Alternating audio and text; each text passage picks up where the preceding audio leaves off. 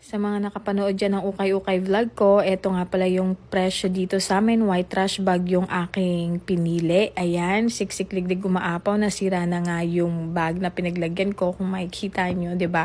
So ito ipapakita ko sa inyo yung mga nakuha ko. Ito munang jelly shoes and itong hat na may price tag pa. And then ito ding medyo bago-bago pang gloves. And ito kinuha ko na rin tong pang layer na pants. Okay pa siya. And then dito nakita na ko para sa toddler ko. Ayan. And then itong matchy-matchy na pajama. Medyo okay din siya kaya kinuha ko. And kumuha rin ako ng mga pang layer na pants. Wala siyang kamantsa-mantsa and okay na okay pa. And here's another pants para sa toddler ko. And eto nga pala, hindi ko alam kung magagamit ko to pero kinuha ko siya kasi may price tag. Kasi bagong-bago pa talaga siya as in.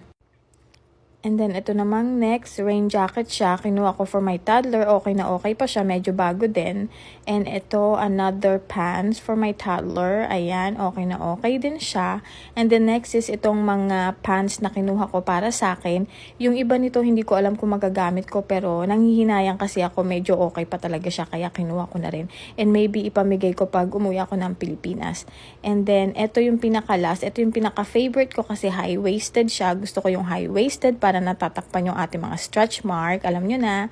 And then, ito naman, itong white long sleeve, kinuha ko kasi bago pa siya. Maganda to pang layer. Ito namang light jacket, kinuha ko rin kasi magagamit ko to pag summer. Malamig din dito kahit summer. And ito yung pinaka-favorite ko talaga kasi maganda yung tela niya. Warm na warm. Nasuot ko na to ng ilang beses and I love it.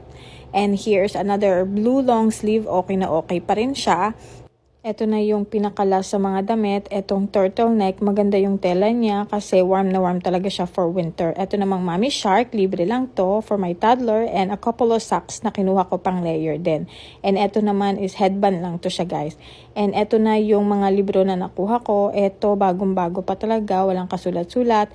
And etong Smurf collection na DVD, ayan, yung case lang niya yung may crack pero kung makikita nyo, walang ka-damage yung actual disc niya. And trinay ko siya, gumagana talaga siya and malinaw. And eto na yung mga libro for my toddler. Kinuha ko siya kasi bagong-bago pa talaga siya guys.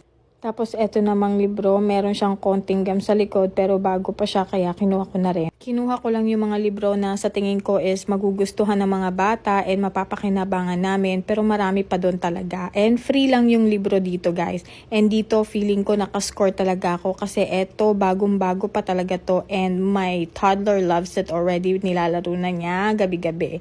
And so ayun lang yung mga na-haul ko guys kasi may nag-request dito na ipakita ko yung mga nakuha ko sa ukay-ukay. So I hope you enjoyed the video. Bye!